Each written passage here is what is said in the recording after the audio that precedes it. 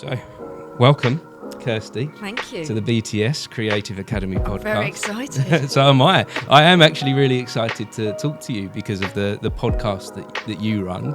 I somehow stumbled across it. Obviously, I'm interested in creative things. Mm-hmm. So your podcast was right up my street.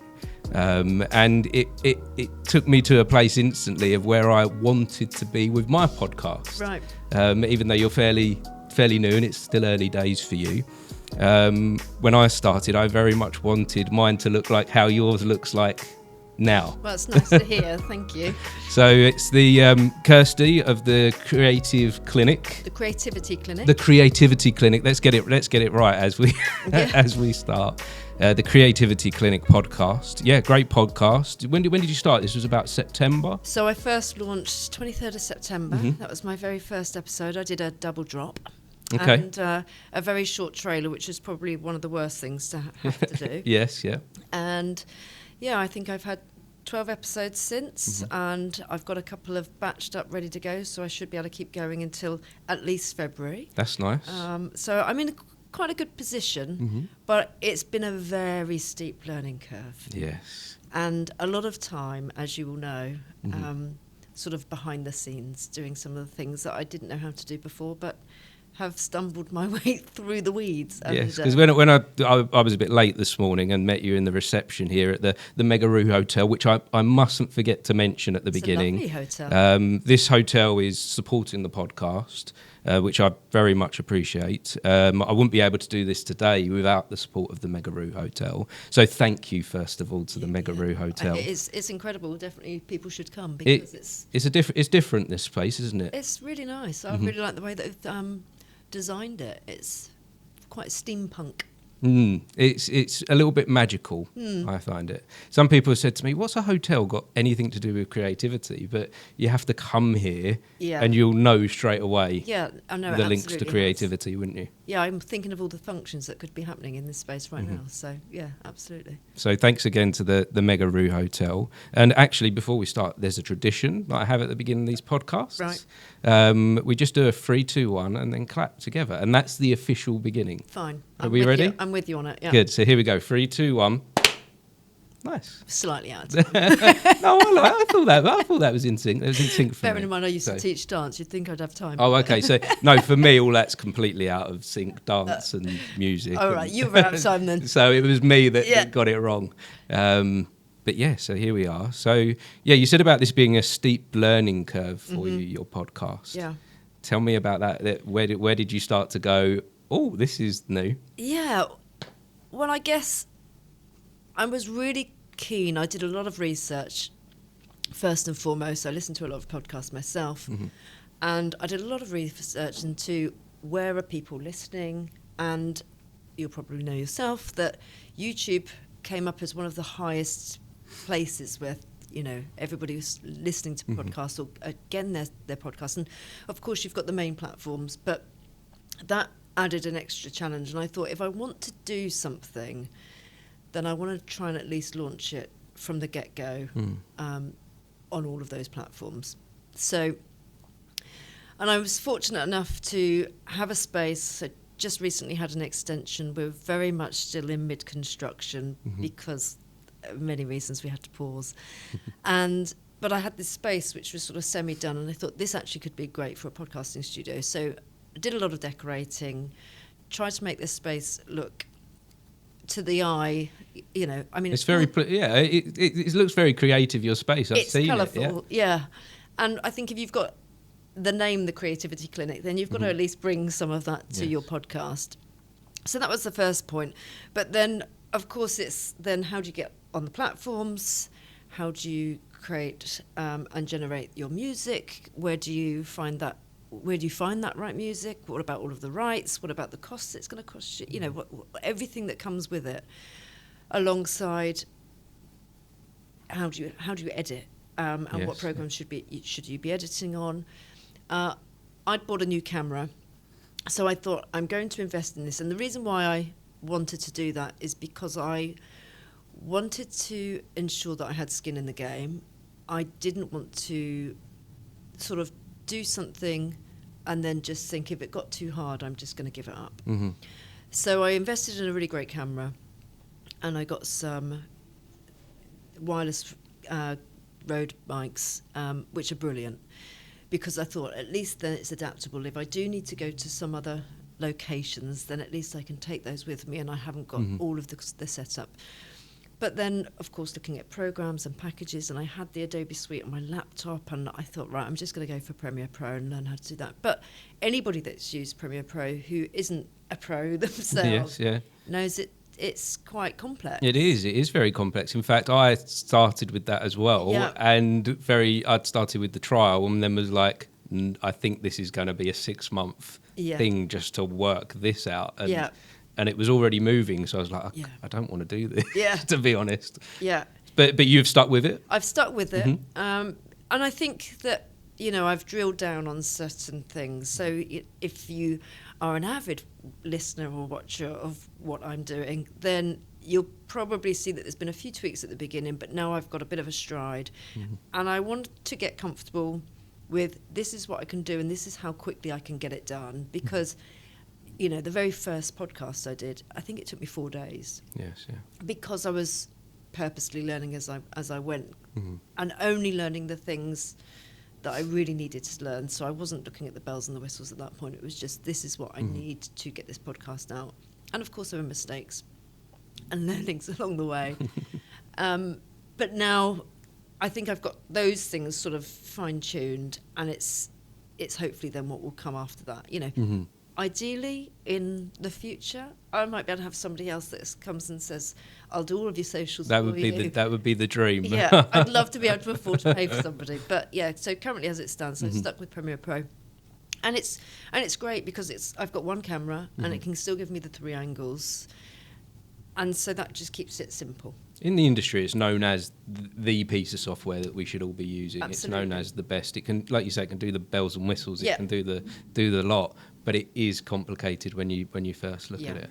Yeah. That's very interesting to me to hear you say that there was a lot for you to learn, because when I look at your LinkedIn, I see the experience that you've got, the wealth of experience, and I'm almost kind of surprised at that, because you seem like the ideal person to be doing this podcast on this subject. And I thought he was going to be like, well, I knew exactly what to do there. I could just jump straight in and do the thing. Yeah, I mean, no. I suppose that, my background has given me I'm certainly not a master at anything. It's jack of all trades, master of none. Yes, yeah. And so that's not the full saying though, is it? That's not the full quote. How does it go? Oh gosh, don't get me with a quote. If you've listened to this podcast, don't get me on a quote. But it's essentially the full saying is that it's good to be a jack of all trades. Well, I can't remember that's the bit that everyone remembers. Okay. But then there's a line or two afterwards that says, I'm going to research. Yeah, let's research that and let's put the quote on Instagram today or something. Let's do it. Because it's actually good to have multiple talents, because then they feed into the one thing that you're doing. Yeah. I mean, I've done some editing before. I used to be a dance teacher a long time ago, and so having to cut music and pull that together. So I had some experience, but we're talking years ago, before the packages could do all the things that they had now. And it wasn't video editing, and it was just, cut a 3-minute track together to do some choreography to. Yeah. It wasn't bells and whistles. So I could do at a certain level, and I'm confident enough to throw myself into it, really. I'm very curious. I love to learn. And I think that it's really important, for me anyway, that even if I did want to outsource it to somebody else, I'd want to have an understanding about how much time that does take, how much craft is involved in that, and being able to at least offer some creative direction, because otherwise it becomes somebody else's baby rather than yours. And I am very willing to give it up at some point for somebody else to do that part of it. But I think having that experience to at least have a rough understanding of what happens is important. When I think of the future of where I would hope and dream that this would go, I see myself in a position that I understand the whole thing So that, like you say, that when you hand bits off to other people to do, it's not just you're passing it over and expecting them to know. Yeah. Like, you know, and you can give the instruction properly. And I feel confident at this point that I understand the whole thing of podcasting or whatever it is we're doing here, having conversations, that as we take that media into something else, that I can drive that still and have other people behind me going in the correct direction of where I want this to be. Yeah, exactly. And I think that experience of particularly failing, because if anybody does ask, oh, what did you do? How did you get onto that? It's like, you know, it's not a straight line for anybody. It would have been a number of jumps and hurdles along the way. Whether it's losing a file completely, having no audio, worried that your computer is suddenly going really slow because you've got so much content on there. You know, there's so many things that go wrong, and you want to be able to give that advice to people. If you haven't experienced that, you can't offer them those sort of shortcuts, and they're still going to find their own hazards along the way. I have found a place where I love failure.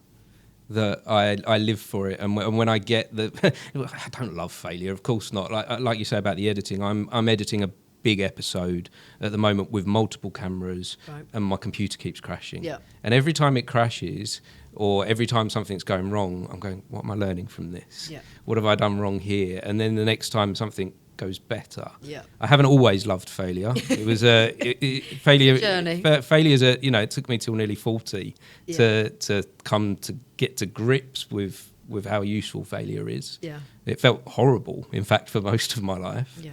And it's actually what brought me here now. Yeah.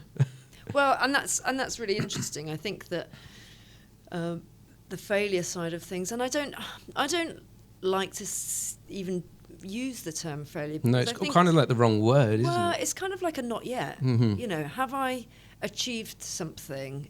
You could say that along the way you've had failures, but I just think that is part of the journey. So it's a not yet. If I want to try and get something done in a year and I don't get there yet, is it a failure, or is it just, well, it's not the right time, or I maybe need to do something slightly different? So for me, it is a not yet rather than a failure. But those learnings, and where they are lessons all the time, aren't they, about how you move on and do things differently the next time, hopefully. How did you start to come to grips with it? Because I think we all find that in a different way, don't we? Yeah. I know for me, I had to go through the worst of it and feel like my whole life was a failure. I was just one big failure. Yeah. And I had to be at the lowest of low to be able to come out the other side. But for you, how did that work out that you turned it around? Yeah, I think I've always had a real strong inner core of self-belief, and from a very young age was so bloody determined to make sure that I would always be able to look after myself, my family, because I'd seen where people hadn't been able to do that. And so I think that drive and that determination just says, do you know what, all the hard work and the effort that I put in, I'm the only one that's in control of that. So if my mindset drops at points, of course, which it does. Yes, yeah. Yeah, it's not like a fix, is it? No. Like, don't get me wrong. It's not like one day you wake up and you're like, oh, I'm now perfect and I'm no longer a failure. Like, no, I have moments where I'm like, what the hell am I doing? Absolutely. And, you know, even with the podcast, it's like you're putting something out and you're going to make comparisons with other people. You're going to look at the statistics and try and find out whether they're in the right sphere. You're going to worry about the fact that friends haven't commented on it, or don't listen to it, or family members haven't even bothered. And, you know, it's all of those things of self-doubt that come into your mind. But I also think that still remains part of that journey, because we're so often involved in ourselves and we forget to just think, of course, everybody's got so much going on in their lives. They haven't got time. Some people haven't got time to listen to a podcast. No. They've got a million other things to listen to. They've got a million other balls in the air like we all do. So it's trying to really take a step away from something feeling quite personal to you because you've put your heart and soul into it, and just being quite objective and remaining objective, which when you're not working in a larger organisation and it's just you, can be really hard to do because you're not getting that constant sort of affirmation from people on a daily basis. It's just you in your studio or wherever you're working.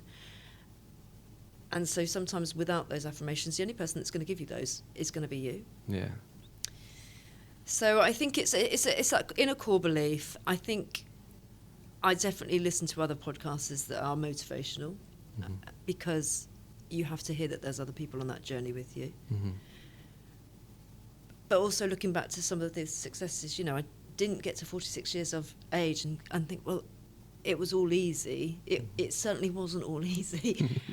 And I think because you strive at something for so long, and then there's this, what does success look like?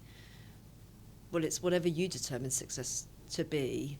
And if you keep moving the goal, then you're never going to be quite there yet. And I think that that's okay. I'm hoping that even when I'm 70 or 80, that success is still going to be moved and I'm still going to be stretching for something. Otherwise, I'm just going to get really bored. Yeah. It's really interesting you bringing up looking at where you're fairly early on doing this, and you're looking at the algorithm, and you're looking at, are people looking into this, are friends and family listening? I had that. I had that as well, and it is tough when you put all this work into something. You're like, oh, only one person listened, or nobody listened, or why aren't my friends liking it? Yeah. What's in that? Like, they like everything else. Like, how many times are they hitting that like button? But they scroll straight past my stuff. Yeah. What's going on there? Does no one like? All of a sudden, it became about not the work. It started to become about me. Yeah. And that's quite a dangerous place to be, because that can be a moment where you give up. Yeah. And I think that in all creative fields, I think especially with podcasting, that is a place where people do give up, because I think the statistic is 21 episodes is the number to break. That if you can pass 21, then you've gone past that need for validation. Yeah. Because no one's going to validate it in 21 episodes. Yeah. No one's going to validate it in 200 episodes, like from my experience. Yeah. And even still at 300 episodes, yes, the peak is starting to go up, and some friends and family are going, oh, this is what you do now. Yeah. Like, this is you. Oh, I get it. Yeah, I get it. I get it now. I thought you were crazy a year ago, but I'm starting to understand what you're up to, because I guess it is hard for others to understand what's going on in your life and in your mind and your work. Yeah, absolutely. Yeah, I think definitely that sort of reflection internally was quite powerful, like voice shouting. But, I never used to want to put myself on camera, and I don't know whether you get to a certain age and maybe confidence that just, I don't know if I'm allowed to swear. Well, we swear. We go. We say fuck it. Yeah, I mean that's it. And I just don't give a fuck, and and that power within myself to not give a fuck is just actually, it gives me license and permission to just go ahead and do it anyway. And the thing is, no one else really gives a fuck. They don't. Like, I got caught up on that. I thought people did. I thought people were watching every move I make. I thought there were some individuals definitely that watched every move I make. But how self-absorbed is that? What kind of ego did I have that I think that they're thinking about me? Like, they don't give a fuck. No. Like, yes, on another, like, you could look at that and go, does that mean they don't care about me? No, they do care about me, but they don't give a fuck about what I'm doing. No. Or the art that I'm producing. No. Like, no, and I think that I think with my podcast particularly, and I think in similar scenarios with you, it isn't actually about you at all. I think for most of my podcasts as they stand right now, it's very much about the person that I'm interviewing, their role within the creative industries, and trying to make sure that somebody out there in that particular niche will be really either validated or interested or motivated, or suddenly understand how they can get into that industry, or discover something that they'd never even thought of before. And the beauty of that, if you can suddenly get somebody who's in their 30s, who's in a job they absolutely hate, and suddenly think, do you know what? I can go and be a creative entrepreneur because that person's done it. And yes, there are challenges and struggles with anything, but I think that it's those audiences that you're trying to hit. And it's never about you. And I love that reminder, by the way, because that's what I discovered. Yeah. I discovered that about 10 or 15 episodes in, this isn't about me. Yeah. This is about the guest. Yeah. And that's so freeing. Yeah. And I love that you know that. Yeah. And that you're reminding me of that as well, because it's easy to forget at times, because, again, we get caught up in our own lives. But that's really nice, because I've done a few of these with other podcast hosts, and you're the only other podcast host that I've spoken to that said that it's not about me. Well, it's not, and I think that, and currently, and this is still because I'm early in my journey, but I don't do any intro, I don't do any outro, and that might change, and I also have given very little background about why am I the person that sat there asking all of these different people from creative industries, how do I have that license to be able to do that? And I haven't gone into that because I really want it to be about that person that's in the chair. And what's beautiful about what's already happened is, and I use the term creative collisions, it's about that ability to be able to get one guest that I've had 1 week and then just say, I'm going to now connect you with that person who I spoke to 3 weeks ago. Because what will happen when you two come together is going to be quite magic. And it's already happened, and it's beautiful. It's absolutely amazing. So that's the joy. And I think selfishly, and again, you'll probably say the same, is that I went from a very, very busy environment, very creative, amazing, to then working on my own. And I was really struggling with, I'm just not getting the connection, I'm not getting the feeling, I'm not getting what's feeding my soul. And so the podcast allowed for that to happen, because once again, I've now got people back in my life. If you ask people for a coffee, they haven't got time. If you invite them to a podcast, a lot of the time they'll go, oh yeah, and they go away going, I really enjoyed that. It gives purpose to it. As adults in our busy lives, we do need a bit of purpose, don't we? We do need a reason to do something. And even my best friend, I've messaged him 3 weeks ago and said, can we meet up for a coffee this week? And then it goes on to the next week and the next week, because you just get caught up. But if I say to him, I know if I said to him, I want to do another pod, because he's been on it 4 times. Right. I know if I said, I've got an idea for another podcast, he'd be straight on it. Spin-off. Jim. Yeah. Because he's my only listener, so I like to mention Jim. Jim, maybe you want to come on my podcast. Do you know what? He would make a really good guest. He's very creative and an entrepreneur. Oh, well, there we go. As well, so, Jim, we're Jim going to get a coffee in before you go on, Martin. Yes, just do that coffee, please, mate. Well, but we'd have done it by now anyway, by the time you listen. By the time it goes out, yeah. But sorry, I went off. You were saying something really important there, and you reminded me how Jim's not taking me out for a coffee. But that human connection is just so valuable, and I didn't fully appreciate that before I was doing this. Right.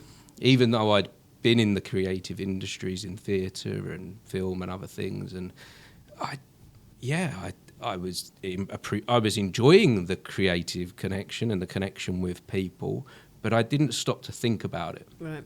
Whereas now, like doing this one-on-one, having this conversation, exploring things, exploring ideas, exploring our journeys, the value in that is just beyond words. Yeah. I think what's really nice as well is, if you go to the pub and you have a drink with somebody and you're asking them, there is, obviously, of course, communication is two-way. But when you're in a podcast scenario, reality is that you're really trying to draw out of that person specifics about them, so you can go so much more into depth about what it is they do. If you think about 10 people that you know in your friend circle, and you really would say, what is it that your best mate does? In reality, we probably don't really know, unless it's a job that growing up you've sort of seen, you've had access to. You know to an extent what a nurse does. You know to an extent what a teacher does. But actually, the nitty gritty of those things you don't know. And particularly with the creative industries, I think there's such a mystical sort of air about them that unless you're in the creative industries, often people don't know what that entails. So. No. I think that's what the nice thing is. It's that depth and the richness of the conversation that you can get out of it as well. Yeah, I often use that in the description. We dive deep.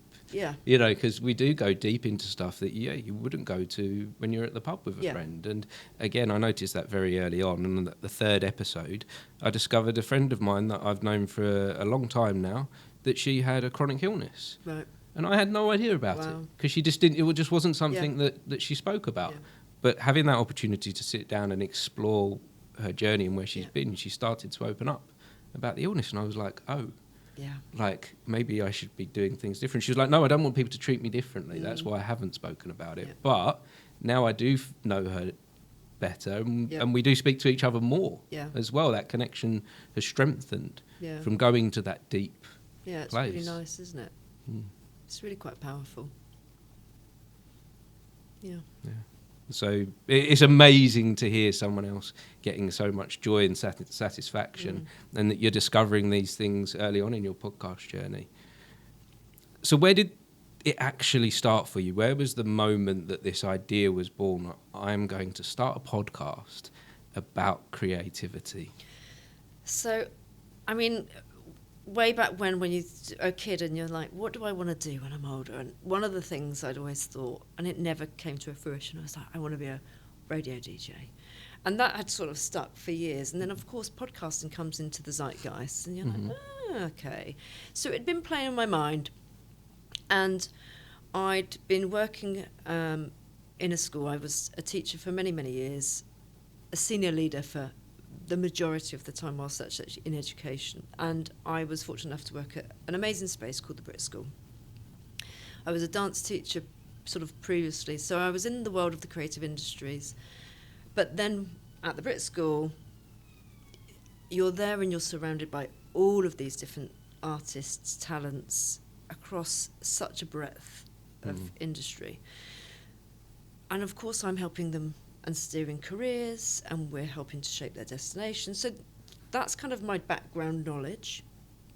And then I was, randomly as you do, I just thought, I haven't done any CPD training for a while. Post-COVID, I had loads of time on my hands all of a sudden, and I started to study for a Master's in Business at the Shard from Warwick University. Great opportunity. And we had an assignment to do as a group. And I was just looking at this assignment and thinking, God, this is so dry. How can we spice it up and liven it up? And so I convinced my group that we were going to do a podcast and deliver it and be assessed as a podcast. And it went really well. And the lecturer at the time went, I think we're going to have to bar people from doing it as a podcast because we'd have managed to hit all the criteria, like really easily. And so that kind of had sparked that sort of, do you know what? It's pretty cool.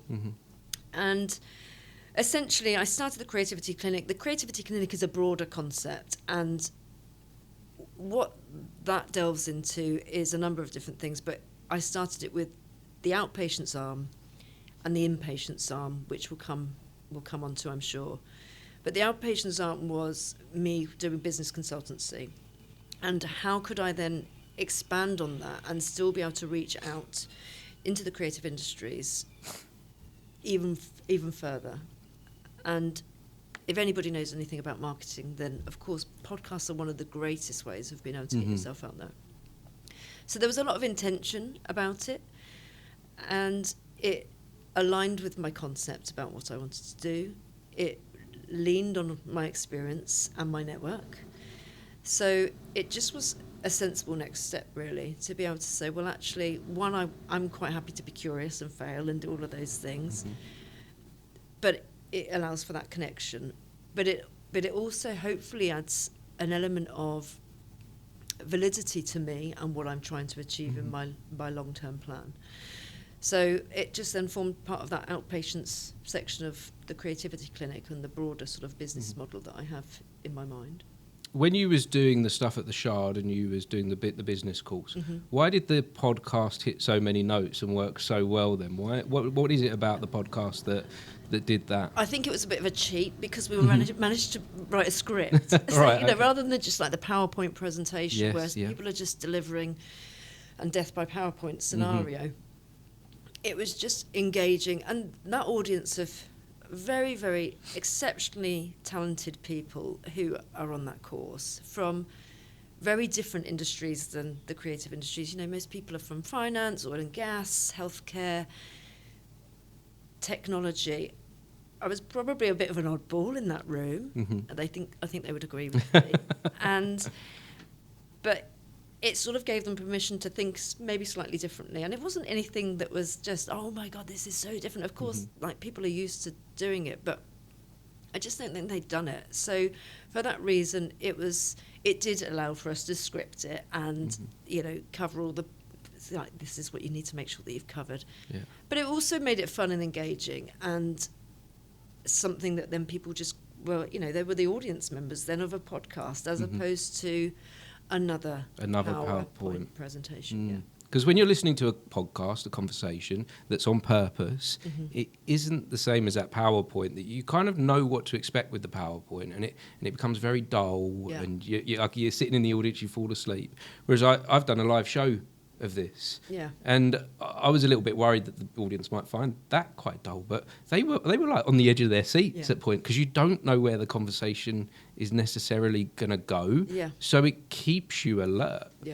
And I think that, you know, we hear it so much now, but that word authenticity, and you know, you've said to yourself about a lot of your podcasts are uncut because people want to see the dynamics between people, or the relationships that are being built, and the hiccups and the mistakes and the ums and the ahs. They don't give a shit. Well, we went through a long period of time where everything was, when social media first popped up, everything was shiny, and everyone was living these fantastic lives, and we was all at the beach showing our best self, or on a plane somewhere. And it took a little while, but people started to realise that it's fake, and we don't want it. And podcasts are kind of giving us a bit of comfort in our lives. Aren't all beaches and aeroplanes and money. And no, sadly, none of those things this year. It's not real life for anyone, is it? That thing, and we've come to realise that the zeitgeist has woken up and gone, that's not what we are. That's not what we want. And so we've filled that space with authenticity. And so again, that's why I leave these uncut, and I leave in there where I make mistakes and can't pronounce words, because that happens quite a lot, because that's part of who I am and part of my struggle. And it shows our true self. There's power in the vulnerability as well. There absolutely is. I think, and you know, it's more relatable, isn't it? And I think sometimes that bit of that glean and that shine when you are looking at something on social media, and there will be people that maybe only watch the 30-second clips rather than listening or watching the full episode. But it can look like, oh, you're doing really well, this is great, and there's that shine. But in reality, it's far from that most of the time, actually. That glean and shine that you're then showcasing on social media is the bit where you've gone, thank fuck, I've managed to get the episode out in time. I managed to make that bit work. Because there is an element of that, and actually I have put out even some of the stuff that hasn't worked. Right. I have put, when I went to the Edinburgh Fringe Festival, my equipment was failing on me all the time, the technical stuff. I had these microphones that when they worked, they were brilliant. But sometimes I'd be there and I'd record this fantastic conversation, and then you'd hear all the background noise and all different things were going on, or just no sound at all. But in fact, one of the recordings I had on the streets of Edinburgh, I contacted the guy afterwards and I said, I'm so sorry that it didn't work. We had a great conversation, but I've got nothing from that. And he said, well, I'm in London this week on holiday before I go back to New York. Any chance we could do it again? And we met here and we did a full conversation. How did that go? Because I've had to do one of mine a second time. And my experience I've done one a second time as well. And the experience was really interesting because bless my guest, who was amazing and so courteous to come back for another session. But what happened was that you know, that natural flow of the conversation, a bit like where we jumped straight in, it was the predetermining of where we were going to go and navigate it. So the flow was nowhere near as good because it wasn't natural. Because you've already done the cycle. Yeah. No, I found exactly the same thing. That quite early on, I had a guest that I'm going to be really careful as I tell this story. That he or she, we did the episode. Everything was fine. Had a great time. There was so much good content in there. It was really fantastic. It was one where I came out and I was buzzing. I was like, that was so good. Put it out into the world, and she messages me and says, my wife's seen this. We've got to take it down. This is going to destroy my life.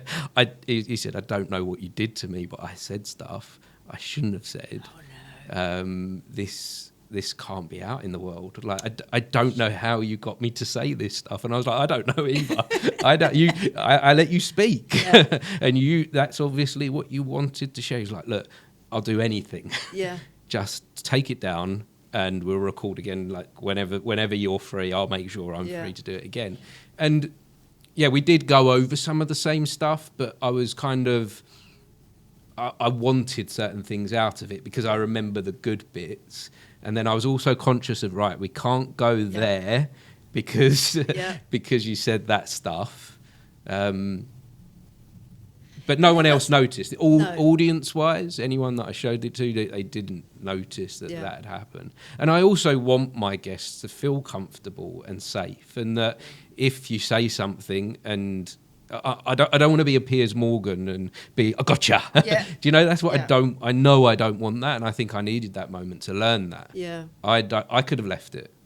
I could have probably got a few thousand views from it by leaving it out there because it was cancel material. Brilliant. You know. I mean, not brilliant. No, but it was bad for him. When I watched it back and reviewed it and I listened to what his concerns were, it could have been over. Yeah. But I was like, that's not what I'm about. That's not. I don't want to be that person that destroys people. Yeah. I've always wanted to a core belief in me is I've wanted to be someone that pulls people up. Yeah.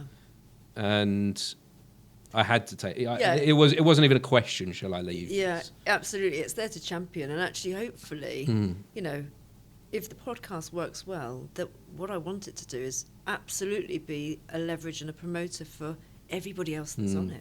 If they can put that in front of somebody else and that gets them some work or gets them a role or gets them, you know, a connection somewhere or more cash in their pocket, then brilliant. Yeah, I had one of my guests. I haven't had to take any down. Touch wood. Yet. I'm sure it will probably happen. But I had one of my guests we'd gone through, and then a couple of weeks later, do you mind editing out that section? Because we'd spoken about an opportunity for the future that they had said, no, I don't think I want to do that. I've tried that before. I don't want to do that. And then it was like, oh, no, I'm going to try again. So take that bit out because I don't want anybody to see that. And that was fine because it was before it had gone out. So I was able to edit and just sort of cut because, like you say, you want to be able to say, like, how can I help steer you? That's the purpose of it at the end of the day. And as well, that person has been, we knew each other a little bit beforehand, but since then we've become much closer friends. Yeah. And again, the value in that over a few thousand views and something working on social media, that has so much more value that this person, now I consider him a friend and him, he, she. I mean, I'll say it too many times. But not mentioned by name, and no one would have a clue who I'm talking about, I'm sure. But we've become good friends from that situation because he knows he can trust me. Yeah. And that's important. That's really important,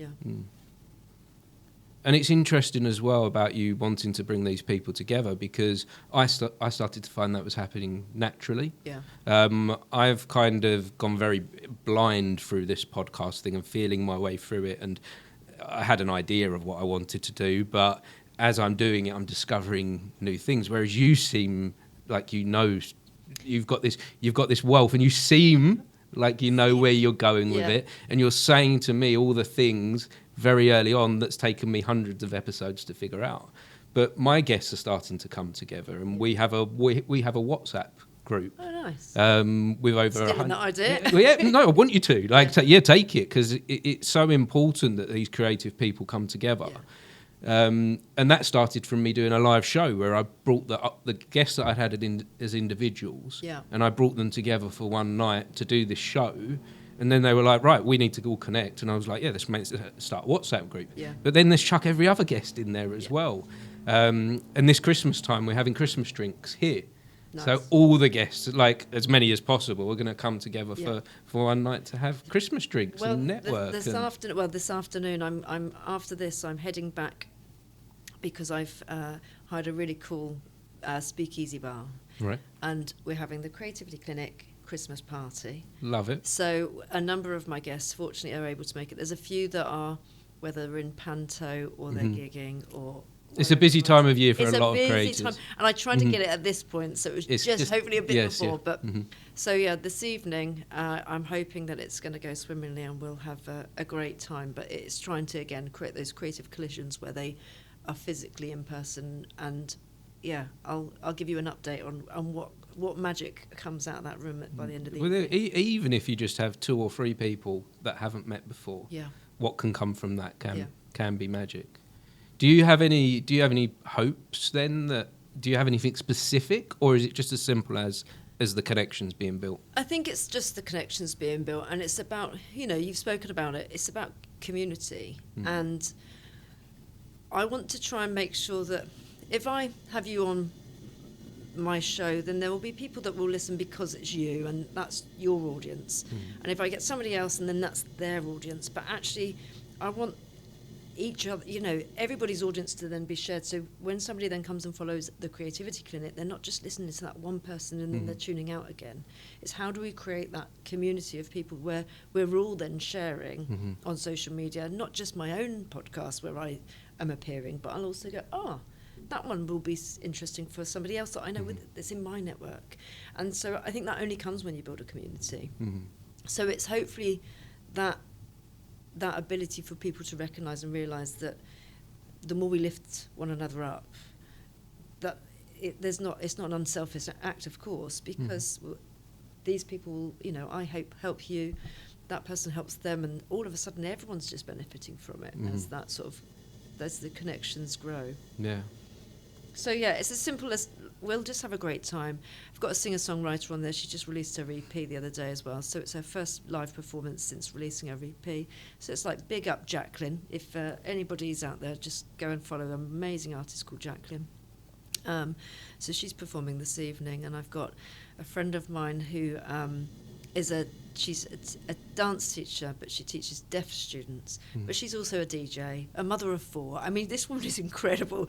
So she's going to do a live set and get people dancing as well. So it's going to be epic. So are you going to record any of this? I'm going to put on a GoPro in the background. Okay.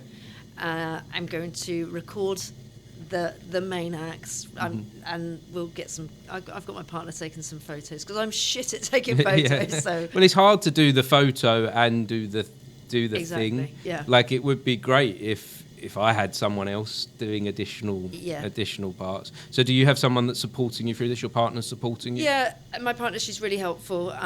She likes and loves all of the, I've liked your post, I've liked your, yeah, brilliant, repost it, do whatever you can. In the early days, you need those 1 or 2 extra ones. And really supportive of the journey. I mean, because, it's not for the faint-hearted. It takes a lot of time. You're not earning any money. It definitely is a passion project. So you do need some supporters, and whether that's a partner. I mean, my daughter is my biggest supporter as well. She's 13, and she will listen to everything. Will she? See, I can't get my daughter to listen. Yeah. See, that's a really interesting thing, because I often think I would like it if she listened, because she's creative and there would be so much value from the guests. And so I often think of her as the audience, but at 16, she's got no interest in what Dad's doing. She has, but not to the extent that she would actually listen. So that's wonderful that your daughter does. It's really wonderful. And you do need that network of kind of close supporters that can kind of be there at least those moments when, your hard drive's just crashed, or you're going to have to do something over again, or you spent so much time on this and you're thinking, I actually have got no money coming in right now, and you have doubt in yourself, and it's just like, no, it's all right, you keep going, because this is the thing that's actually bringing you joy right now, so just keep going with that. And that's really important. Because this society, where the foundation is money is the validation. So yeah, you put all this time and effort into it, and I've had nights where I've been up till 3-4 o'clock editing videos, and yeah, this takes up most of the day. Yeah. No money's coming in to say you're doing the right thing. No. So how are you right now, and how are you going to keep driving yourself forward until you get to that place of an income? Because income will be the fuel. Yeah, income will be the fuel. I mean, and if I'm really honest, if income comes attached to the podcast at some point in time, amazing. But I never set out for that ever to be the thing that would drive in and bring in a revenue stream. I'd love it to be. But so I spent a lot of time. I'm a business consultant for both creative education and creative industries. So whether that's people that are starting startups, scale-ups, large organisations, and that is going in, and obviously as a consultant I can then obviously charge those people, and that's going to be my revenue that comes in. Tick. As long as those things are coming through. But it's freelance, and coming from the world where I was getting a paycheck every single month for 22 years of my life, and then coming into the industry of freelance and going, okay, well, I'm going to, one, be an entrepreneur, and I'm going to try and raise capital to start a physical creativity clinic. That's a lot of time and energy. I'm then going to do a podcast that helps make sure that I'm putting myself out there so people know who I am in the first instance, and then trying to make sure that I'm always generating some cash because I've got to pay the mortgage. So there's a lot of hats, and so that podcasting one in the middle is, if it can bring me some cash, brilliant. I like the way that you've tied the consultancy to the podcast. Yeah. So tell me a little bit more about that consultancy, because you're showing yourself as someone that is creative. Yeah. You're showing yourself to the world that you know what you're talking about. So what does that look like, the actual core of that business then? What is it you would do for... Because almost anyone could say, I'm a consultant. Yeah, sure. So what does that look like as a creative consultant? So I think, because when you're, if you think about a large consultancy firm, you think of some of the big ones that go in. They're going hard, they go in with huge teams of people, and they make some significant change. They're also going to charge you a huge amount of money. And I think sometimes that understanding the creative industries is quite key. And you might not know every nuanced part of it, but one, being an entrepreneur and setting up for yourself anyway and going, I've already done some of those hurdles and got those things through. But I've led an organisation of 1,500 students, 250 staff, and along that journey where you've got strategy, operations, innovation, you've got to think with corporate partners, you've got to think your communications and your marketing. Like, when you've got all of those things and that's been your life and you've lived and breathed on a really large scale, I mean, it's not massive scale, the people are working for Disney or whatever, but when you're doing sort of a little bit of everything and all those pies, it gives you a real kind of sense of, well, I know how to get people thinking in the same mindset. So, for example, I work with a record label, independent record label, and they just received some funding, venture capital funding, 2 million quid, because they were growing their company. It's an umbrella company. They've got a number of companies within that. And they were growing from a team of about 8 or 9 people. And how do they then grow it? And they weren't sure, because they've never done it before. How do you know how to look after and manage staff? How do you have structures and procedures in place that make you operate really efficiently? And when you have a creative industries person that goes out to a consultant and they might not quite get the fact that the pace of this meeting is slightly more relaxed or slightly different than it is than when you're going into a boardroom, I think that's where I sort of can come in and help with people to sit down and say, I'm going to talk to every single person on a level. We'll have a coffee, we'll have a beer, whatever it might be, and say, let's just talk and understand what that business looks like. And also, where do you want to go and what are your ambitions? And sometimes they don't know what those ambitions are, or they will say, well, we just need to get so many likes or so many follows or so many downloads or so many It's like, but what does that look like in metrics? And what does that look like in 5 years' time? And if you go back from 5 years and then work it back, so what does that mean that you need to achieve by quarter 1, quarter 2, and getting them to think that way? Because often it's saying, like, I just need to get to the next thing, and it's about broadening it and saying, well, you've got to also think about sustainability over here, and you've also got to think about your social reach here and your impacts here. And I think doing the MBA was something that really helps to give me some gravitas with that. But if I'm really honest, the experience that I've had as a leader for 15 years of leadership, I was doing those things already. I just felt like when I was going into the room, we talk about imposter syndrome all the time. I was talking, with huge clients, and we had partners of Netflix and YouTube and Apple, and you're standing in these rooms talking to people, and you think, I feel a bit of a fraud because I'm trained as I originally trained as a PE teacher. But I'm now in a space where I'm like, this seems a bit foreign, but I'm holding my own. And so the MBA was sort of like, well, there's your gravitas. So at least you go, you do know your shit. And so I think that it's personal preference. I could go into lots of businesses and go and give them some support and help. But I think, if I want to go and work in Goldman Sachs and say, well, actually, no, let's think differently. To be honest, that's not where I want to be. I was having a sort of meeting the other day with somebody about taking on a particular contract, and they're suited and booted. So I have to toe the line. I'm going to dress. I was just like, what the fuck am I doing? Like, this isn't me. I didn't feel comfortable. I wasn't comfortable in the meeting. I got home. My partner said to me, "Go and change out of that. You look ridiculous." Yeah. It's just because it's not me. I wasn't being authentic, and so that's where I really want to make sure that I'm going to work with industries and companies that are like, we know what we're doing in our industry really well, but if we want to grow it and we want to scale it and we want to get some systems and processes and we really want to think about where we are in 5 years' time, then how do we find a partner that's going to help us do that really actually gets the industry? And so that's where that's from. Wow, you've got such a breadth of knowledge this seems like this is what you've been working towards throughout your entire life. Well, from everything it sounds like all the things that you've done, all the jobs that you've done have led to this moment of you being able to impart this knowledge and wisdom to help shape other people's thing. I mean, that was never the plan. No, like it wasn't the plan. And I think there's some beauty in that, isn't there? It was never the plan, and I think that's what you've got to always remember. Where we're going to pivot and we're going to go off on one course. I always thought I was going to be a head teacher, and then you go, fuck, that's absolutely not what I want to do. Yeah. And I'm on a board of governors for my daughter's school, which is a performing and visual arts school, which is great, and I can give my tuppence worth in there. But I'm like, I so don't want to be doing that job, and it's really interesting because I really wanted to do that for such a long time.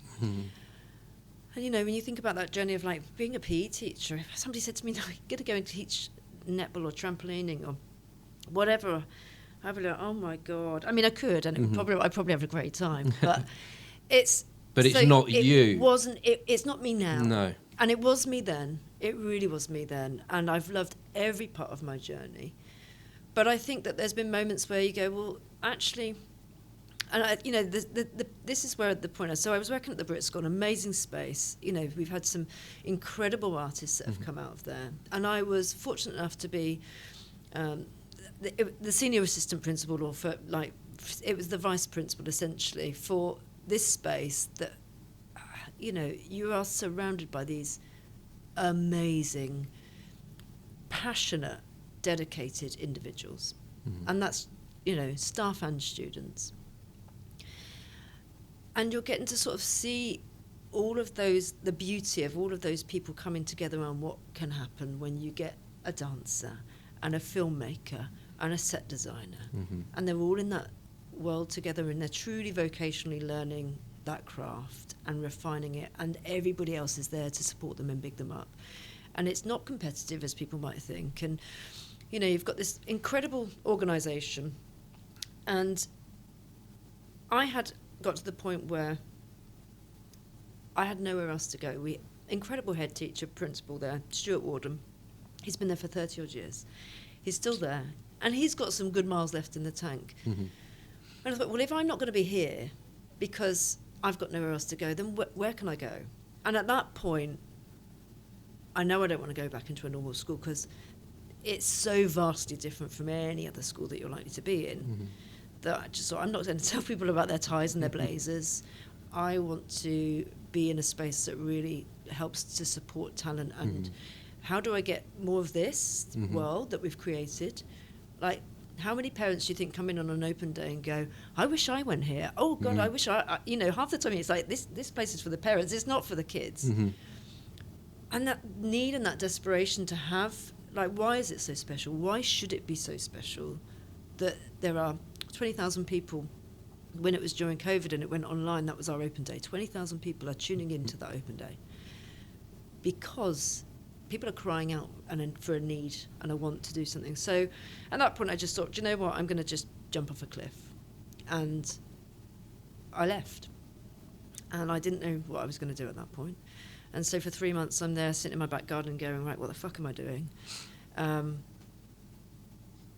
I suppose that's where you sort of, that moment of quiet and that creativity again can come out, because you've been so busy, like every single day working your ass off in the weeds, and just sort of having that moment of going, okay, consultancy is going to be the thing that pays my bills for a while, and I can see how that goes, but actually my dream is this. And so my dream is essentially the physical space of trying to build local neighbourhood spaces where intergenerational activity can take place for creatives. So much like you go to your local leisure centre and you can go and play tennis, swimming, go to the gym. There is nothing like for that creatives. For creatives. No. And so if I could go, I live in Crystal Palace, big up Crystal Palace. If I could go to my local space and I can walk within 15 minutes, and in that place I can collide with other creatives and generate that moment where, somebody in their 40s who used to be in their band and jam years ago suddenly found a space where there were other people and a Perry room that you can go and do that in. And it's not out, it's not hugely expensive, and I don't have to go into central town. And then I cross over with the fact that, my musical theatre choir that I go to on a Thursday night, a Tuesday night at the moment, when we want to go to the pub, we have to walk 10 minutes down the road. And actually, wouldn't it be great if we could just stay behind and have a really cool event space that's there? And then I just so happened to walk past it. There was a dance class going on, so that happens on another night of the week, and I want to do that. And then my kids that I sit in the car whilst I'm dropping them off to their class. Sorry, I'm having a bit of an emotional moment while you're talking about this. Oh. So I'm reading a book at the moment called Big Magic. Okay. Have you heard of it? It's by the writer of Eat, Pray, Love, Elizabeth. I've mentioned her a couple of times because this book is fantastic. Okay. And Big Magic. Big Magic. You might, like anyone that's creative, must read Big Magic. I'm only halfway through, and she talks about this moment in her life that she had an idea, and she was working on this idea for a little while, but then had to put it down because other things in life got carried away. But then at a conference, she met someone else, and they were talking about this idea that they've got. Yeah. And word for word, it was the same idea. Oh, really? And I'm just having this moment of like, how are you talking about right now? I had this same kind of dream and vision of this understanding that there's these creatives all over the place doing all these different things, but they should be coming together. They should be connecting. Yeah. And I had this thing about like hub and maybe like a beehive or something. Like you know how a beehive works, and it's something like that. And I was mapping it all out and planning it, but life got in the way, and that idea went away somewhere. And then I kind of feel like ideas might just float around and we just pick them. We pick them out of the sky, and it's like, are we the right person to deal with that in the right place at the right time? And it sounds to me like you're positioning yourself to start to make this happen. I mean, I'm certainly. It's a really long journey, and I think that's the reality is, when you say out loud what your dream is, it's a dangerous place to be, right? Yeah. Be Again, very vulnerable. vulnerable to do that. And some people will go, oh, you can't say your idea because people like me might steal, and they're going to do it. It's like, fuck off, they're not going to steal it. They haven't got the time, the energy. Yeah. I've taken 2 years to get to this point, and at this point, I've done a feasibility study. There's a lot of that in theatre. Yeah. In the world of theatre, from what I have a lot of experience in, nearly everyone I met was always like, don't talk about your idea, someone will steal it. Oh, you've done that show, you've stolen my idea. I was going to do that show, but you didn't. No. But you didn't. Like, if you're going to do it, do it. People don't have the time. No. They don't have, and all of the things, my experiences that I've got give me quite a great kind of leverage, I guess, to be able to put myself in front of people. You have to have credibility. If you're going to go and ask out angel investors and say, I'm asking you for some money, and I'm asking you for millions of pounds eventually, when it gets to your venture capitalists that you're asking money for, they're going to be nervous giving you money. So you've got to have some credibility and skin in the game. And so that the journey that I am trying to create has given you the credibility. Is helping to give that credibility and helping to sort of make people realise that, this isn't just a whim for me. This is I've done the work. I've got the costings. I'm talking to the councils. I'm talking to the angel investors where I can find them. If you're out there, you can come and find me. Because it's a difficult moment financially right now, and people are holding on to their pennies, like even their fivers they're holding on to. So even when it comes to the big money, where do you find those pots of money, grants and stuff? It takes so much time to apply for grants, to find the right person to connect with, to get. That's a skill in itself, isn't it? Doing all of that work. It's epic. And so having those dreams, it's like, go on, crack on. If anybody else wants to jump on that dream or come and help join me, then I'm all up for having people come and say, yeah, let's try and work on this together, because it's lonely and it's hard work. And it's, again, nothing that's paying me. So the big bit is, you've got a podcast that doesn't pay you, you've got a dream that you're looking for the future, which might be 5 years before I'm even there. Yes. Yeah. So when people say, how's that going? You're like, well, it's not there yet. That's a hard thing for any creative field, isn't it? How when you meet people and they go, how's it going? What are you doing? What an actor? Yeah. When you go to a barbecue and people say, what have I seen you in? Yeah. Nothing. Yeah. Nothing yet. Yeah. Because I'm working on it. Exactly. Yeah. That's a hard place to be. It was really nice the other day. I saw one of my friends, and she's been on my podcast. Her name's Lady Boo. She's a creative entrepreneur. She sells vintage clothes. She makes it. She's just fabulous, and originally trained actress. And she puts on these amazing open house events in her house, where people come and they eat cake and they get changed and dressed, and it's just a beautiful day.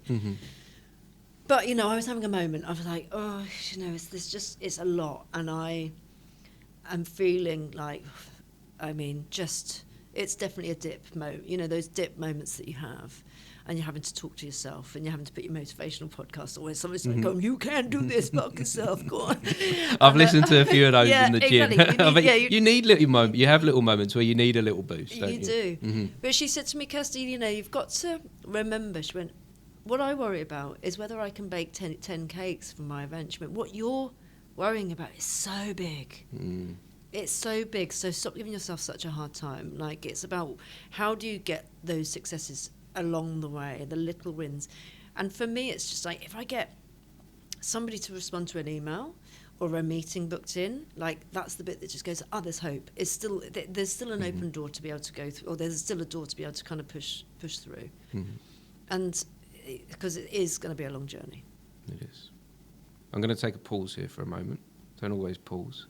But I've drunk a lot of water this morning. Okay. So I'm just going to run off to the toilet. Is that okay with you? Yeah, of course. Yeah, but I'm loving this conversation. I'm loving where it's going. So we're going to just pause for 2 seconds. No worries. Sorry, that's one of my biggest weaknesses is my bladder. I went to see Wicked last night. Oh, did you cry? Did I cry? Yes, have you seen it yet? Yeah. You have, yeah. I cried twice, actually. I think I cried 5.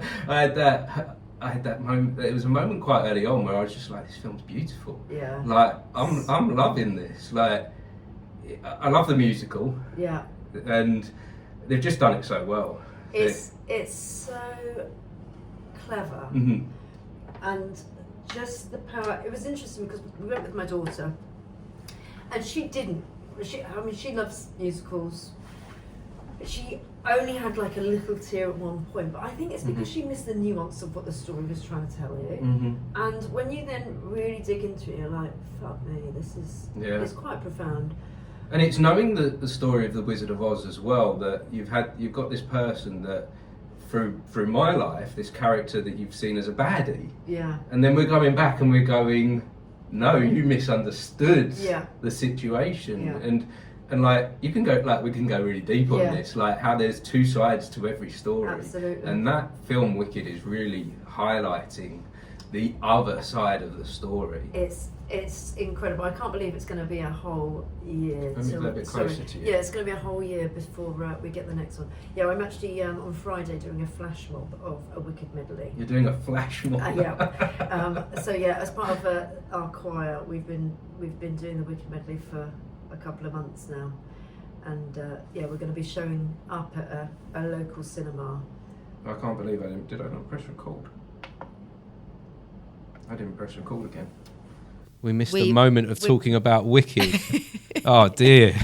We missed it. Well, we spoke about Wicked. Maybe, hopefully, we've got some backup audio on the camera because we were going into the flash mob. Yeah, we're going to the flash mob. Yeah, we're just saying how profound the movie is, and as part of my musical theatre choir, I've been learning a Wicked medley, and we are showing up. I'm not going to say where, but at a fairly local southeast cinema screening, in between people coming out of one sitting and then just before another one. So, yeah, it's just delightful. And if every time we're singing as a choir, we're singing. So I was there last night, and literally that bit where you go into something has changed within me, and everybody starts to get weepy at that point. So then you're in the cinema. It was And it was a beautiful cinema experience as well.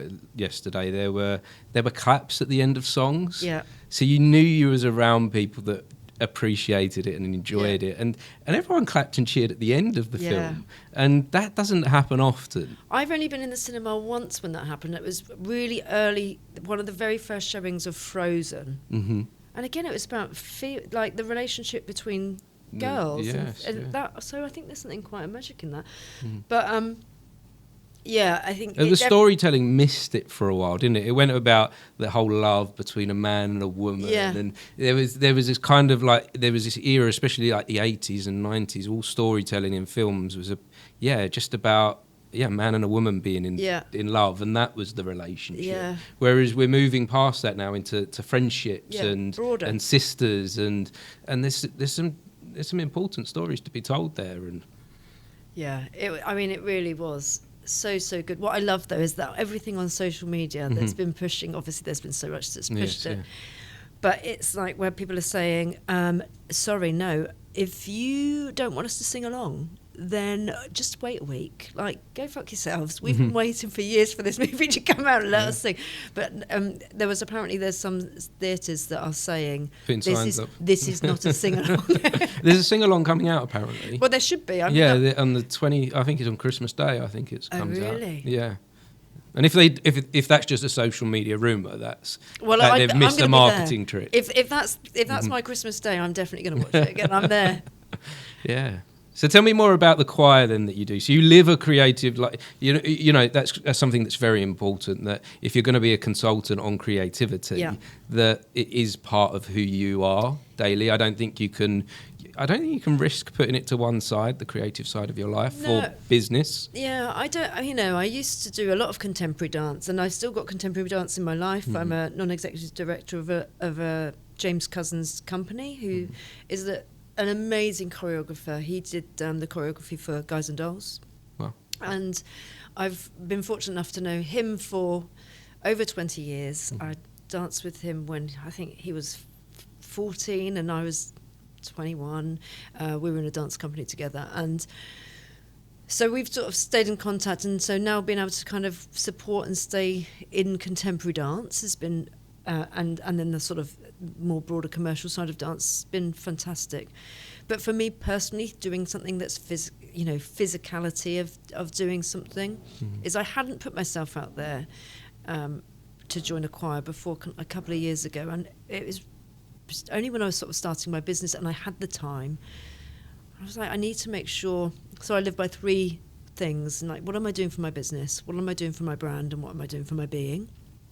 And I actually am really anally retentive. I've got a really colourful spreadsheet, and I map out what I'm doing and what I am going to be doing. So whether that's fitness, I have it scheduled in. Excuse me.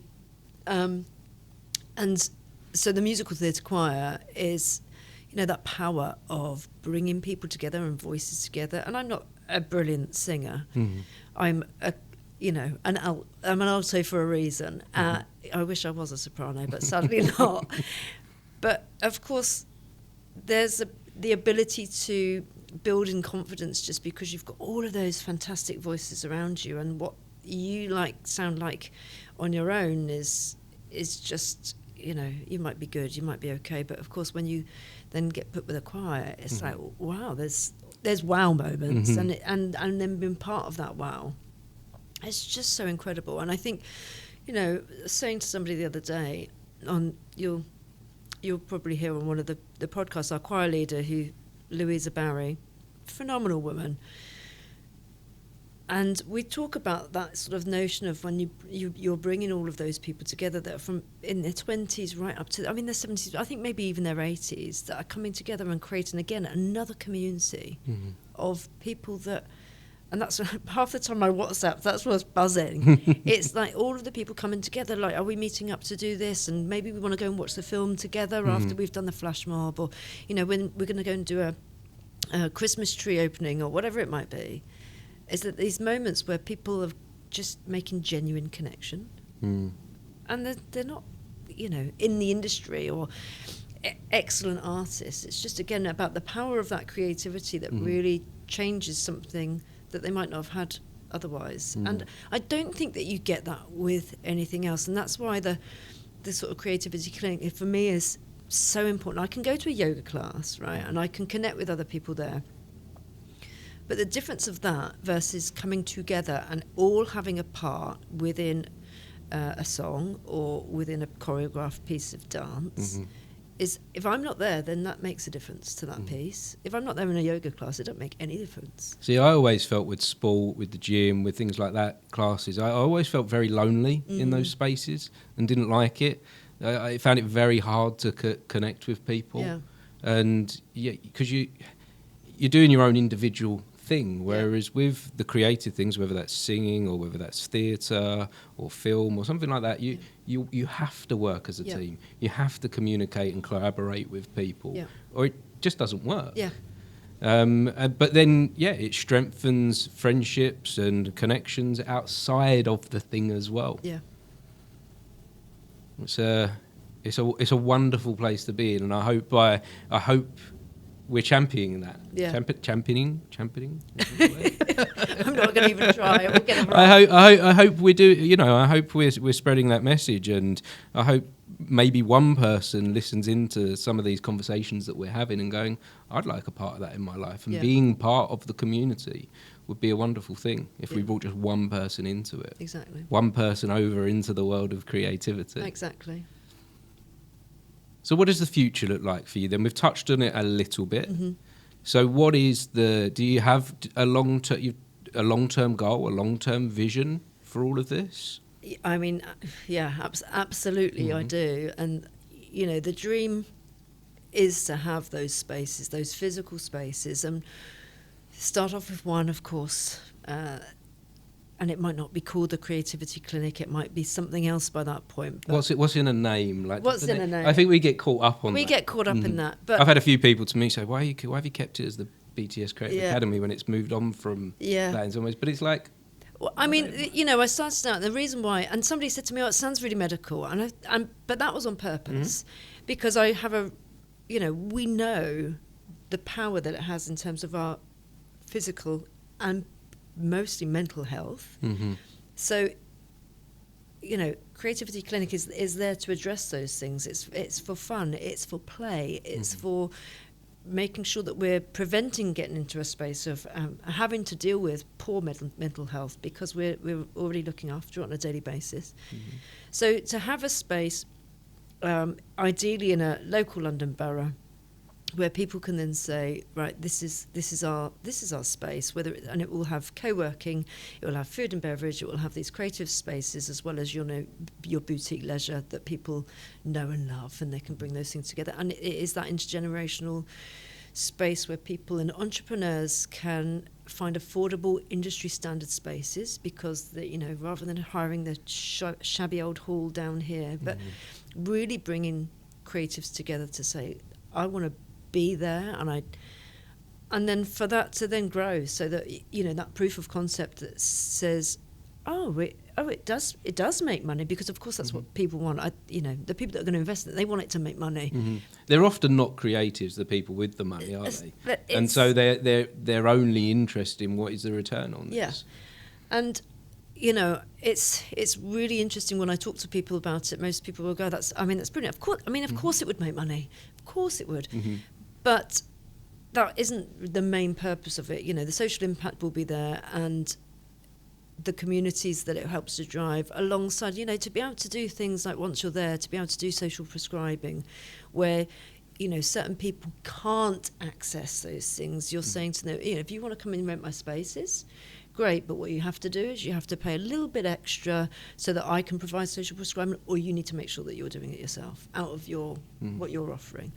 And I think that then getting that mindset of those people, for a lot of people, they won't know what social prescribing is, or they won't know how they can access something. So instead of going to your doctor and saying, I want that antidepressive pill, or I need you to get me some sleeping pills, you're actually going, where can I go and get involved in social prescription, and where can I go and join a local acting class, or filmmaking class, whatever it might be, and to have creatives that all then subscribe to that would be magical.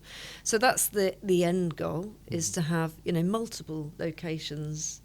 But I think that in reality, the podcast as well, growing that, and hopefully reaching individuals. I would like for every single careers department in the country to be able to say, we're going to start farming this out to our students, so that they get to see what creative industries looks like. And you'll know that education across the board, the creative industries and the subjects of creative industries that have been waning over the last 10-15 years. The value of it seems to be being taken away from schools, and it baffles me. And it baffles everyone I speak to. How can they not value it? It doesn't matter that someone's going to choose to be a dancer or an artist or an actor or a podcaster, maybe. They don't have to do that thing. It's the influence that can have on everything else that they could do, even if they were going to be a doctor. Yeah, exactly that. The collaboration that you get, the leadership skills, the innovation that you get from working with other people. And it opens your mind. It really does. I often wonder, do they want us to not be that way because of taking it away from it? But it's madness, because this country, one of the biggest drivers of this country is our creative economy, and the grassroots is just getting absolutely sort of thinned out, and it's no wonder the BRIT Schools does so well, because everyone's crying out for it. They're honing those crafts. It's like we need these people. Like, where are they? Where are the set designers? Where are the lighting designers? Where are the sound technicians? Where are the filmmakers? Like that. If you aren't giving opportunity for people across the country. So I think that the podcast for me is about being able to say, look, there are spaces out there that are delivering these courses, and for school leaders to also open your eyes up, because I was talking to somebody the other day, and there's so many hoops that schools have to jump through, or at least they think they do, whether they're getting things like Progress 8 reports and Edutainment 8, and it's quite educational speak, but when you let somebody do something that they love, that they're passionate about, guess what? They do fucking well at it.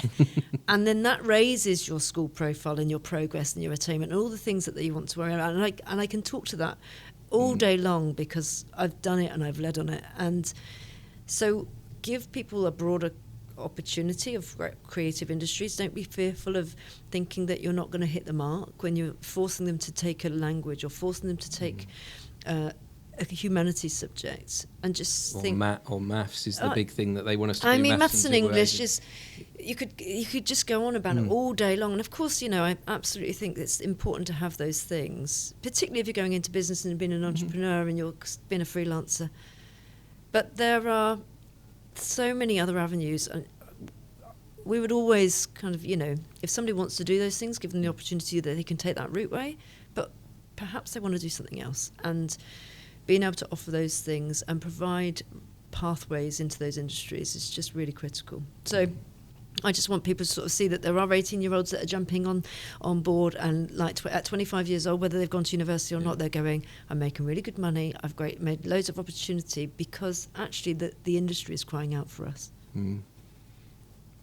I wonder if is there a danger in offering too much hope within creativity, and if creativity was championed more in schools, is there a downside to that? I think the reality is, and we know from having the conversations that we had, you have to be a certain mindset if you're going to go into the freelance world, or if you're going to go into, I'm going to be an actor and I'm going to put myself in front of however many directors and see whether I can get a part. Yeah. And if I'm not ready for that, and I haven't been primed for what no looks like, or I haven't been primed with what that irregular paycheck looks like, that sort of, we need to make sure that we're creating artists that are multifaceted, multifaceted, so that they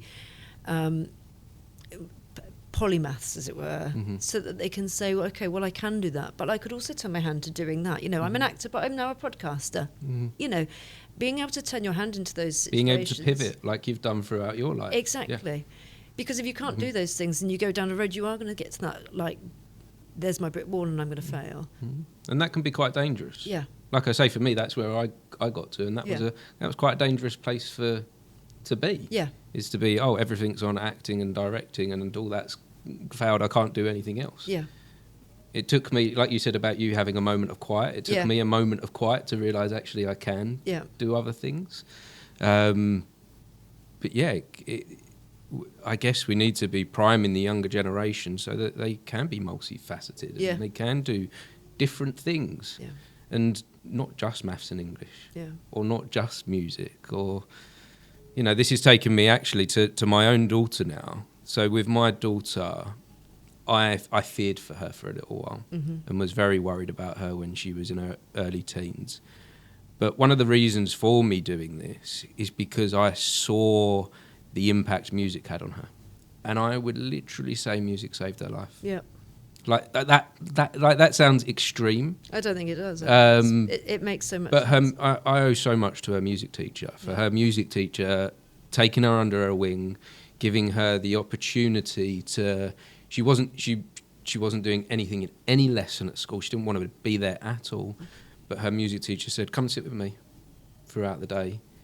There's a guitar. There's the drums. Just do what you want to do with them." I don't know exactly what went on past that. Yeah. But she's come alive again. Yeah. And I'm confident that she's safe out there in the world. Yeah. Whereas for a moment I thought she wasn't going to be. So for me, the value of the arts being in schools is beyond words. Yeah. It's it doesn't genuinely surprise me, because I see that power, and having those people that have come from other schools where they say, I never used to turn up to school in my previous school, and then they arrive and they're there every single day because they want to learn and they're doing the thing that they love. And my own daughter, when she started school, she was 5. She was very articulate, and then she went to this school, and you could see there was a significant change, and she became selectively mute for a period of about 4 months. So she said absolutely nothing in school for that entire time, and she would speak at home, but she also wouldn't speak to my family members because she wasn't seeing them enough and they weren't familiar to her. And I fortunately managed to get her to change schools early on, and there was an impact and it made some change, but I essentially forced her to get into musical theatre. And I said, look, I've paid for these classes, you have to do at least 3 classes. If you hate it, I'm kicking and screaming, I don't want to go. Of course, yeah. You hate it if you hate it, you don't ever have to go, but you have to go to 3 because I think that's the reaction for most children in the start, isn't it? Of course, it's scary, yeah. Anyway, she went to her first one, and she came away and I was like, did you enjoy it? Yeah, it's 10 out of 10. I loved it. It was brilliant. Okay. And she's now, she now wants to be an actress. She's absolutely the most amazing person on stage. And she just really gets it. She also plays the bass guitar. She also sings. And so this person that's gone from being selectively mute now, so like you say, it completely changed their whole life. And when you find that, and creativity is not going to be that one thing for everybody. It's not going to be the thing that unlocks it for everybody. But for so many people, if you can find that one thing that just unlocks and just says, this is where you can be who you want to be, and you kind of have the opportunity to thrive, then we're onto a winner, right? And so it's just with anybody, it's like if you don't have that in your life, we've got so many other things being able to be offered to us in schools. And there are people that don't want to engage in those spaces, but I think half the time it's just because they haven't found what it is yet. And a lot of the time it's because they haven't got anything creative in their life, in my opinion. So, and it can be, if we're taking it away from schools, not every parent understands that might be an option to take them to a drama class. Or they can't afford it. Or they can't afford it because of the cost. The cost exactly. can, extracurricular activities can be quite expensive. Exactly. So it can be hard. So that I think we're doing a good job of or you're doing a good job of highlighting the value of having this for young children. Do you think in any way, shape, or form that your life would be any different if you mentioned earlier on about being a DJ? Yeah. When you were younger. No, not me. Not you. So, no. Oh, that wasn't you. No, not Sorry. me. No, I certainly wasn't a DJ. No, sorry. What was it? Your dance initial teacher. Dance teacher. If that had been nurtured more, the dance teacher. Do you know where I'm getting? What's happened to me just now? Go on. I was listening earlier on to your episode with the DJ. Ah. So I was having a moment in my mind there where I'm going cross wires with the two conversations. Yeah. That's a learning curve for me. Don't listen to another podcast before doing my podcast. Yeah. So you as a dancer. Yeah. Early on, that was the hope and dream. Well, it wasn't the hope and dream. It was essentially what happened. I came from a very working class background, and I didn't have, let's say, the rosiest of upbringings. And I loved school. I was fortunate enough to love school, and I wanted to do anything that meant I could stay at school for longer. And the only things that were on offer at my state school was sport. So I played sport, and that's then, of course, classic going to train to be a PE teacher. And it was only much later on in life that I then discovered dance. So I wasn't, we couldn't afford to go and have ballet, tap, modern, all of those classes that people can sometimes get when they're 3 years old and they can get their leg up here. That was never me, and it still isn't me. But I had an ability to move my body and was coordinated to a certain point, and I loved music. And I got into dance, and I think had that have been nurtured, had I have had access to that. But I think the power of where I'm coming from is that at 21 years old, when you're then discovering what dance looks like and going, oh my fucking God, like, why did I not have this earlier? Or going to my first musical at 18 years old, or going to see Mary J. Blige in concert and going, fuck me, this is just like, having those things and knowing that there are young people out there that can't go to the theatre, don't know what a dance class looks like, don't know what it's like to hold a camera that can do recording or whatever it might be. It's like, well, what if we can make sure that other people have the access to it rather than just those people that can afford it? Of course, most private schools have got amazing facilities and people have got the access to things, or they've got parents that will know of the importance of those things, because of course you still go to a lot of theatres and you're still seeing very middle class audiences, very, very white audiences still, in lots of cases. And it's like, well, how do we broaden that to say, well, how do you want to make sure that these people want to come to this theatre or want to come to this showing of dance, or, because if it's not in your world, it's not in your own zeitgeist. How do you even know about it to go? So I think it's just about spreading like what's available out there and getting it people to a really young age, so that they can then at least dream those things. Otherwise, if I've got a PE teacher in front of me and that's what's inspired me and motivated me, that's where I'm going, that's my direction, that's where I ended up, But what if I'd been shown something else? So if you could change one thing with how the world is today, what would it be? I think, but there needs. That's a big question. Well, that's a big one. Yeah, I mean, I think that because there's a lot going on. There's so much going on, and I think we need more joy and connectivity in our lives. I think that's absolutely, and I think COVID absolutely highlighted that, and sometimes was a bit of an eye opener and a wake up moment where people, yes, it's good to work from home sometimes and have hybrid lives and have a bit more flexibility in our life, but that moment of connection is that real striving. We're an in-person podcast now, and I will always do mine in person because I just believe in that power of connection. Like, we can have this conversation, it's not the same if we're not when you do it over video. And that striving and that need, to bring people together. So how do we resolve people feeling lonely?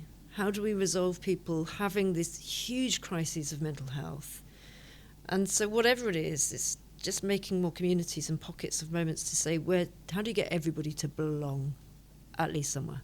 And so that's, I suppose, my mission of the Creativity Clinic is my contribution for those people that will think, do you know what? Yeah, that sounds like my gig. I want to be part of that. Because it won't be for everyone, but just more things that, you want to go and be part of. Let's change the world bit by bit. Bit by bit. This has been a wonderful conversation. I truly do appreciate Kirsty. It's meant a lot to me, and it's been a lovely reminder to me today of how sometimes these conversations that I get something from it in a strange way. Like, I've learned so much from you today. And we've got some background noise going on, and I hope that hasn't disrupted the audio on this conversation too much, because it has been a wonderful conversation. But on one last note, then, we've talked a lot about the younger generation. Have you got any words of advice that you would say give to your own daughter to move her forward with her career? Yeah, with her career, with her life, with her chosen pursuits. Yeah, do you know what? I think, whether you're a young person or whether you're a parent of a young person, I think, you've just got to back yourself and really strive. I think back in the day, you might, particularly in the creative industries, you might get somebody that would say, "Yeah, you're going to do this, but always have a backup." It's like, fuck the backup. Like, what do you want to do? And go for it. And, and I'll give dance as the example, because it's a real, what if you break your leg? Well, do you know what? I've still done something in the world of dance for much of my life. I might not have been on stage, I might not have been a dancer in a professional sense, but dance has always been in my life. And the same whether it be with acting or like the creative industries. I think if you want to do something, you've got to go and do it not necessarily better than anybody else. You've just got to be consistent with it and just believe in yourself to keep going, because eventually I'm going to keep showing up. I'm going to keep knocking on those people's doors, and one of these days they're going to open the door and they're going to go, "Oh, fuck, you're still here. You're still here." Yeah. 10 years later, you're still here. Yeah, I am. And so it's just that kind of like, it isn't instant gratification. That sometimes everything that Amazon parcel can arrive by 1 o'clock this afternoon. That's not life. You've got to put in the hard graft. But if you want to go for something, if you believe in it enough, then go for it. And if you haven't got any doubts, then maybe that's when you need to review and think, maybe I don't want to do this. But yeah, I don't think there's ever an ambition that can be too high. It's what we tell our kids all the time, right? Think big, dream big. And if I get halfway, then what an amazing place that would be. Then I've nailed it. Yeah. Well, I'm going to take that advice myself, so thank you so much for sharing. And if anyone has been watching or listening to this conversation, we appreciate you for joining us. And we also, just to mention one last time, we appreciate the Megaro Hotel for supporting us on this journey. Thank you for this wonderful space. Thanks again. So much. Thanks. It's been wonderful. It's been really Thank lovely you. to speak to you.